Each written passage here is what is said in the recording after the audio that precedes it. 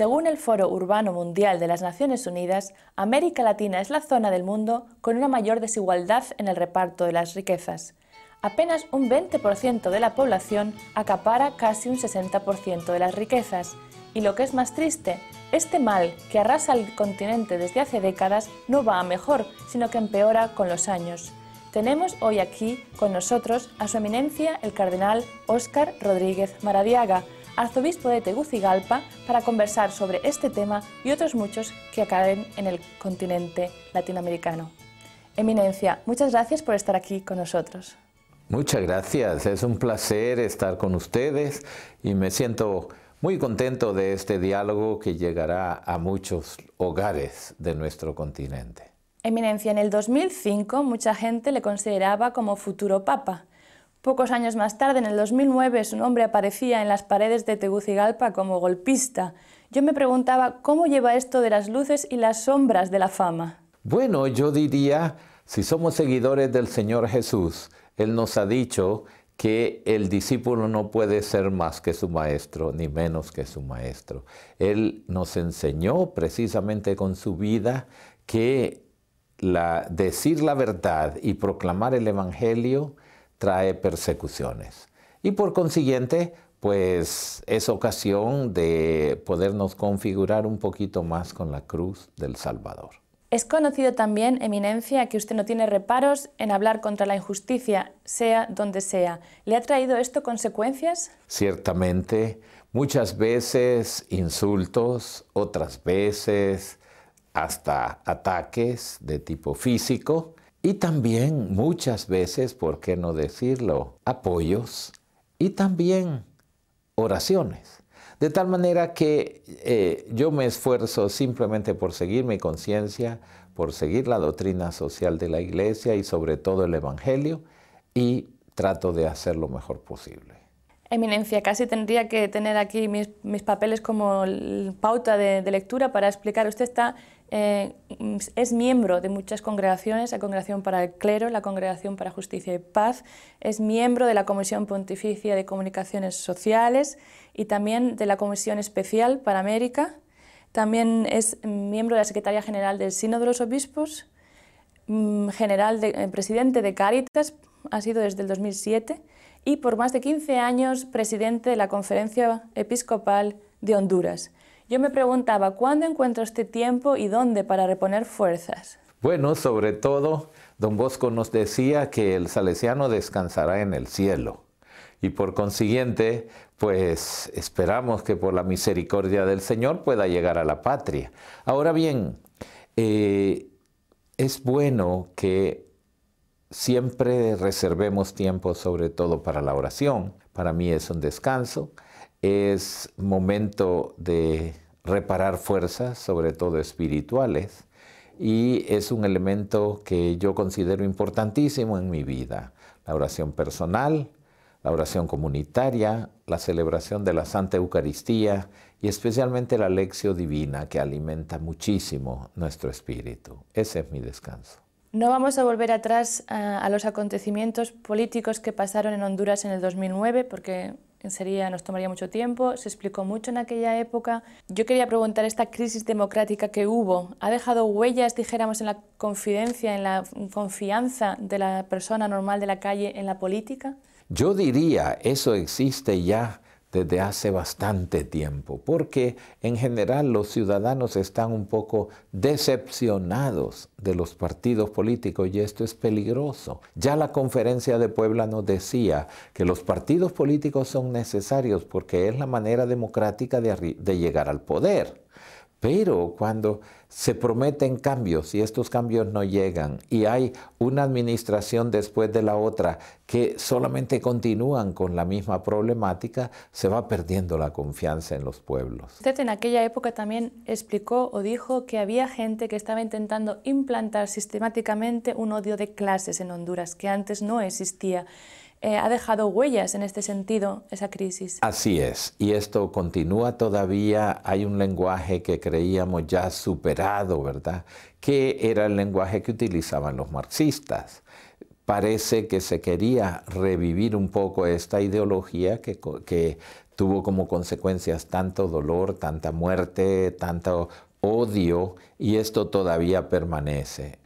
El mundo habla mucho de tolerancia. A mí no me gusta esa palabra. ¿Por qué? Porque tolerancia quiere decir yo de mala gana te soporto. Para mí hay que llegar más adelante de la tolerancia y es aceptación. Yo te acepto como ser humano, te acepto como hijo de Dios, respeto tu pensamiento, aunque no coincida con el mío. Creo que debemos dar ese paso. La tolerancia es un paso intermedio, pero tiene que ser la aceptación. Quizá incluso preguntar, ¿se pueden aceptar cosas que no están bien? Se pueden aceptar como punto de partida para un diálogo. Y yo no diría tanto aceptar cosas, aceptar las personas. Hablando todavía de la lucha de clases, porque este problema de este odio que se intenta no solamente afecta a Honduras, sino a muchos otros muchos países, en Latinoamérica. ¿No es cierto que es un dilema eterno en muchos países, no solamente en América Latina, esa desigualdad entre ricos y pobres? Hemos dicho antes que hay una gran desigualdad en la distribución de la riqueza. En Brasil es incluso un 10% de la población el que tiene más de la mitad de la riqueza del país. Así es. Yo creo y estoy convencido de esto después de 32 años de episcopado, de muchos diálogos con instituciones financieras internacionales, de haber estudiado economía por cuenta propia, porque cuando era secretario general del CELAM y me encomendaron un diálogo Iglesia-Economía, no encontraba interlocutores. Los economistas nos decían, ¿qué saben los curas de economía? Y entonces dije, esta no me la repiten. Y estudié por mi cuenta la ciencia económica. Y después de todos estos años, yo estoy convencido que el sistema actual es un sistema injusto que produce desigualdad. Y entonces, el camino, y es para mí el camino nuevo que debe seguir la opción preferencial por los pobres. No quedarse simplemente en discursos. La opción preferencial por los pobres debe enfocar hoy día los cambios necesarios en el sistema económico. ¿Quién los tiene que hacer? Los economistas, porque lógicamente a la Iglesia le toca anunciar los grandes principios en los cuales se debe basar la economía también, que es el bien común, y es el principio que está ausente, porque el sistema económico actual busca el bien de unos pocos, llámense países, llámense corporaciones, llámense grupos de poder en los distintos países. Esto lo planteé hace ya bastantes años, durante la década de los 90, en diálogos en el Banco Interamericano de Desarrollo. Y me recuerdo que una vez dije, ¿dónde están los premios Nobel de Economía que no son capaces de buscar un sistema alternativo que produzca más igualdad? Nadie me respondió. Y después, en un intervalo, uno de los economistas de ellos vino y me dijo, mira, es que no les interesa buscarlos porque están muy cómodos con ese sistema. Ese es el problema. O sea que quizá una de las iniciativas que tendrían que fomentarse más es en el estudio de las ciencias económicas, y yo pienso que también quizá políticas, porque creemos que no tiene que ver. Habría que quizá la ética del bien común. Exactamente. Y el papel de la jerarquía eclesiástica es volver a traer ese tema a la meta de discusión. No se puede pensar simplemente con criterios financieros, con criterios monetarios, ni solamente políticos. Tienen que entrar el tema ético, sobre todo, que es el gran ausente. La crisis económica mundial no vino porque estalló la burbuja de las instituciones inmobiliarias. La crisis vino porque había estallado antes la crisis ética. Al marginar, se buscaban solamente ganancias, sin importar quiénes iban a ser los perdedores.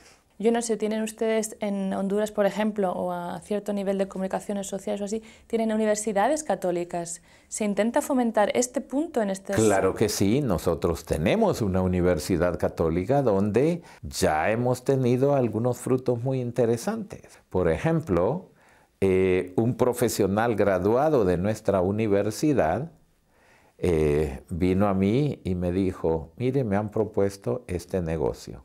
Me dan millones si yo, como experto en informática, puedo entrar como hacker en las cuentas de un banco y cancelar la deuda de una corporación que debe tanto dinero. Y yo les dije, no puedo, porque mi conciencia no me lo permite. Se rieron de mí, se burlaron y me dijeron, vas a ser pobre toda tu vida. Y yo dije, no me interesa, llévense su dinero. Esos son grandes esperanzas que tenemos cuando ya podemos formar profesionales de ese calibre ético, que es lo que puede salvar a la economía mundial y no echarle dinero en un saco roto o en una bolsa de valores que lo único que tiene es dinero pero no tiene valores. Otro giro que se ha constatado como consecuencia de esta desigualdad en la repartición de la riqueza es un poco el giro izquierdista que se ha dado en algunos países como Venezuela, Bolivia, Ecuador. ¿Es esto también una búsqueda en la política, buscar soluciones para esta desigualdad y esta pobreza que ataca a estos países? Ciertamente. A mí a veces cuando se habla de izquierdas o de derechas, digo eso es bastante relativo, pero por eso prefiero hablar un poco más de la justicia social. Y este giro de búsqueda de una mayor justicia social y de una mayor equidad me parece sumamente importante. No es como una reacción a esta situación de injusticia, sino como una búsqueda, y una búsqueda sincera y bien intencionada de cómo ayudar al que más sufre. Pero no es reciclando, diríamos, ideologías que ya se demostraron que no conducen a ninguna parte. Es en búsqueda sincera de posibilidades. Me explico. La Revolución Francesa, que fue la inspiradora de casi todas las constituciones del mundo moderno, proclamaba aquellos tres grandes valores: libertad, igualdad y fraternidad. Hubo el sistema comunista marxista que quería igualdad, pero sin libertad. El sistema capitalista ha erigido la libertad, pero sin igualdad. Y la fraternidad no llega de ninguna parte, porque solo puede llegar abriéndonos a la dimensión trascendente y aprendiendo que somos hijos del mismo Padre. Todos somos hijos de Dios y por consiguiente tenemos que ser hermanos. Y la fraternidad hoy día está enfocada hacia la solidaridad. La Iglesia habla ya hace mucho tiempo de la opción por los pobres y la justicia social, pero ¿cómo la pone en práctica? Bueno, yo quiero decirle que desde el principio, y hablando de América Latina, quienes hicieron las primeras escuelas, quienes hicieron las primeras universidades, quienes hicieron los primeros hospitales, fueron sacerdotes misioneros. Ahí tenemos el santo hermano Pedro de Betancourt en Guatemala, que llegó como un laico de las Islas Canarias a ayudar a los que morían en las calles. Y así empezó una orden hospitalaria. Toda la historia de la Iglesia está cuajada de esto. Usted no va a encontrar una sola congregación religiosa del inicio de la evangelización que no haya tenido como objetivo principal los pobres. Y luego, ya en los tiempos modernos, después de Vaticano II, la aplicación del concilio tuvo precisamente un gran impulso con aquellas palabras de Juan 23, el beato Juan 23, que dijo: la iglesia tiene que ser la iglesia de los pobres. La conferencia de Medellín empieza enfatizando la opción preferencial por los pobres, que ha seguido a través de la conferencia de Puebla, de Santo Domingo y luego de Aparecida. Para mí hay que dar un paso más y un paso más adelante. Este paso? El paso es motivar los cambios del sistema económico mundial. No podrá haber opción por los pobres si no cambia el sistema. Es más, y si no cambia el comercio mundial. Yo pienso que ahí es un punto neurálgico. La Organización Mundial del Comercio lo único que hace es dar rondas. Rondas que no llevan a ninguna parte, parecen círculos viciosos. Primero fue la ronda de Uruguay, ahora es la ronda de Doha, pero siguen patinando. ¿Y este ¿Por círculo qué? ¿por qué? ¿A qué obedece ese círculo? Al proteccionismo del comercio para unos pocos países. Que dominan y hacen que todo Así es. gire como una órbita en Así torno a es. ellos. Nosotros, por ejemplo, no podemos exportar como queremos nuestro banano, que fue una de las producciones más grandes. Actualmente ya no lo es. No podemos exportar debidamente el café porque todo se decide en Londres. ¿Por qué? ¿Por qué? Esto es una parte de las injusticias. ¿Y qué podía cortar este círculo? Se habla de libre comercio, pero el comercio no es libre. No es libre, es con proteccionismos y con subsidios no podemos hablar de libre comercio. Pero es que es el sistema que está diseñado así para proteger a unos cuantos países. Mire, todos los economistas y los políticos me pueden decir, pero así es el mundo. Claro, si quieren que sigamos así, va a continuar la igualdad, va a continuar la desigualdad, va a continuar la pobreza y van a continuar las inmigraciones motivadas, no solo por motivos políticos, sino también por motivos sociales, por la pobreza. ¿Y no es cierto también que teniendo una población pobre se la tiene también bajo control? Porque el que es pobre no puede muchas veces hacer otra cosa que lo que está haciendo. Claro, y aquí tenemos otra de las causas. Por lo menos en América Latina, una de las causas graves de la pobreza es la falta de familia. La gran cantidad de hijos de madres solteras que pueblan nuestros países y lo cual perpetúa la pobreza. Cuando hay un hogar constituido y hay un padre responsable, él procura dar educación a sus hijos. Y ahí viene la segunda causa. Falta de familia y falta de educación. La educación pública lamentablemente está en una situación de postración. Yo le digo, en mi país, a veces en las escuelas no hay ni 200 días de clase al año por huelgas. De profesores. Los gremios de los maestros a veces tienen razón si no les pagan puntualmente cómo van a vivir. Pero a veces también porque se han convertido en grupos ideológicos que quieren defender sistemas y se vuelve un círculo vicioso. Si no tenemos educación de calidad, no podemos salir de la pobreza. ¿Qué puede hacer en el mundo globalizado un chico que hizo 5 grados de la primaria? Quizá solamente porque a nosotros católicos muchas veces cuando hablamos del tema pobreza y tal, se nos dice ya, y sí, pero mira el Vaticano, mira los obispos, mira los cardenales. Simplemente vean las realidades, comparen el presupuesto, por ejemplo, del Vaticano, que está publicado, comparen el presupuesto del Vaticano y cuando lo ve cualquier corporación de este mundo dice, la riqueza que hay en el Vaticano es una riqueza de obras de arte. ¿Quién en este siglo podría tener los recursos necesarios para edificar la Basílica de San Pedro? Nadie. Pero eso está conservado ahí como un patrimonio artístico, cultural de la humanidad. Y sería equivocado pensar que vender las obras de arte, ¿vendérselas a quién?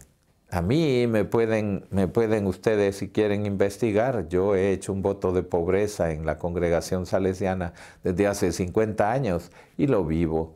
Yo tengo las cosas que ha dado la gente y que no son mías, sino que son de la diócesis y el día que el Señor me llame, pues quedarán ahí para los sucesores. Otra cosa que tiene mucho que ver con la pobreza es la corrupción. Le hemos hablado un poquito en el tema de la economía. La corrupción, creo que estas son palabras también suyas, es un cáncer que corroe hoy en día muchos países. ¿Este cáncer es un mal antiguo o un mal nuevo? Yo diría que es muy antiguo y es casi un sistema diseñado para enriquecer ilícitamente a algunos políticos que llegan a los gobiernos y después quieren pasar el resto de sus días sin trabajar. Hoy yo le puedo decir, yo participé en un Consejo Nacional Anticorrupción, fue una idea muy bonita del Banco Mundial para decir, bueno, vamos a seguir apoyando a los países, pero ustedes luchen contra la corrupción. En muchos países existe hoy día una fiscalía contra la corrupción, tratan de perseguir el enriquecimiento ilícito, pero entonces se topa con el problema político. Cuando un político ha sido corrupto y se ha enriquecido ilegalmente, tiene que defenderse. Se defiende ¿cómo? Se defiende a través de la corrupción. Entre nosotros a veces se dice que la justicia es como una serpiente que muerde solamente al que está descalzo. Ajá. Al que tiene botas no le pasa nada. Y esto tiene un significado muy grande. Qué triste que todavía haya una gran impunidad en nuestros países por la debilidad de la justicia. Yo opino que deben seguirse fortaleciendo todas las instituciones de justicia. Hay otro ingrediente que es letal y se llama la droga.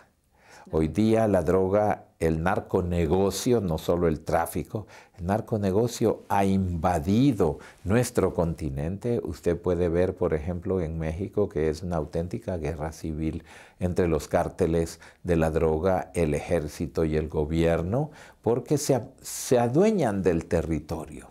Y las matanzas que existen es porque un determinado cártel tenía delimitado un territorio y cuando hay otros que quieren invadirlo, tienen que morir.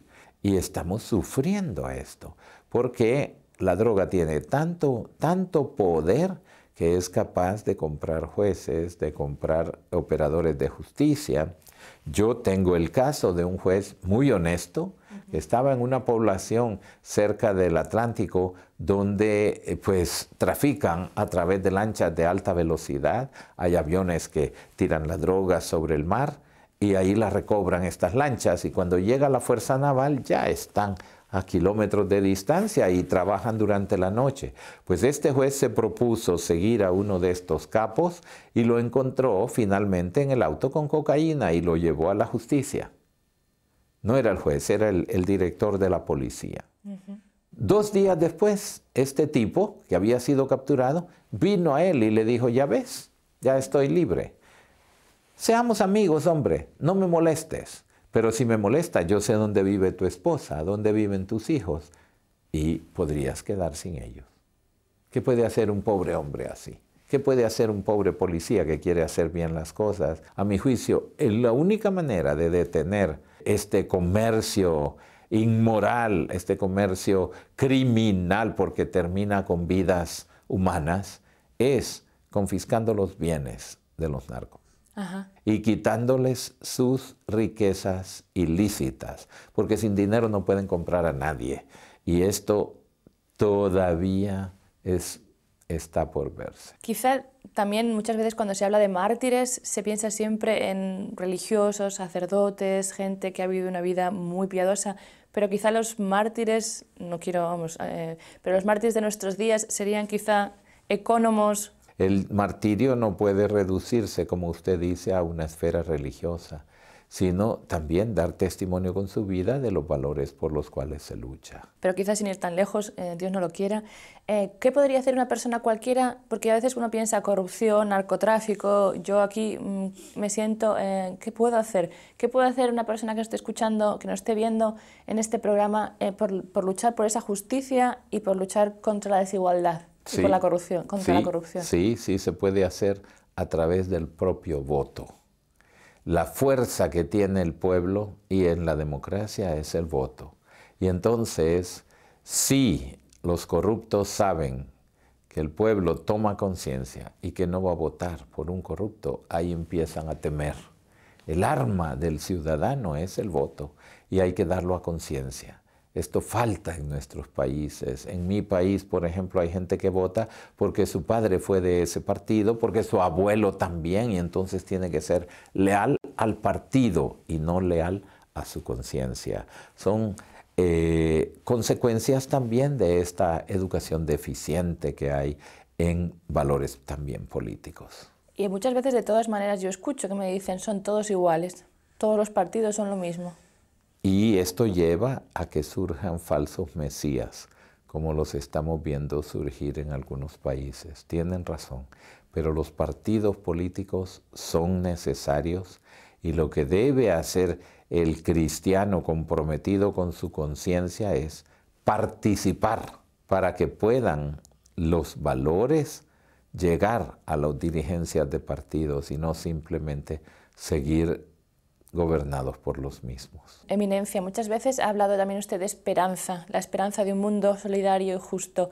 ¿De dónde sacar la esperanza cuando se conoce tanta pena, tanta injusticia? Además, usted como presidente de Cáritas ha vivido muchas de estas desigualdades, pobreza. Yo digo, si nosotros somos cristianos, nuestro ejemplo es el Señor Jesús. Y el Señor Jesús tuvo que luchar contra toda esperanza. San Pablo lo dice claramente. Contra toda esperanza, luchar, y es de ahí donde sacamos la fuerza. Sabemos que Dios quiere unos cielos nuevos y una tierra nueva, y esta no la va a hacer por un toque de una varita mágica. Esto lo hará a través de cada uno de nosotros los cristianos cuando vamos construyendo ese reino, ya desde aquí, de esta vida. Por consiguiente, la comunidad como tal es el elemento básico de nuestra fe para vivir la esperanza. Yo soy un gran devoto, me encantó la primera encíclica de Benedicto XVI, pero la segunda es que es la guinda en el pastel, porque verdaderamente Spe Salvi es toda una fuerza que especialmente en América Latina nos da el magisterio de Benedicto para llevarla adelante. Bueno, Eminencia, vamos a acabar nuestro programa, aunque podríamos todavía hablar muchísimas otras cosas, ¿no? Yo sé también, por ejemplo, que una pasión que usted tiene, que no hemos hablado hoy, es el ser profesor en el seminario, que muchas veces he escuchado de su, ¿no?, que a pesar de todos los compromisos que tiene, eso no lo piensa dejar nunca en la vida. Así es, a no ser que sufriera ya un tratamiento especial del doctor Alzheimer. Que esperamos que tarde mucho y que, si Dios quiere, nunca llegue. Muchas gracias por estar aquí hoy con nosotros, por compartir este tiempo. Un placer, y les deseo todo lo mejor para esta importante manera de nueva evangelización. Y muchas gracias también a ustedes, queridos amigos, por haber seguido su programa Donde Dios Llora. Y si desean hacer alguna sugerencia, ayudar a la Iglesia en cualquier parte del mundo donde pasa necesidad o contactar con nosotros, no duden en hacerlo con la dirección que van a ver ahora al final de la pantalla. Hasta la próxima semana.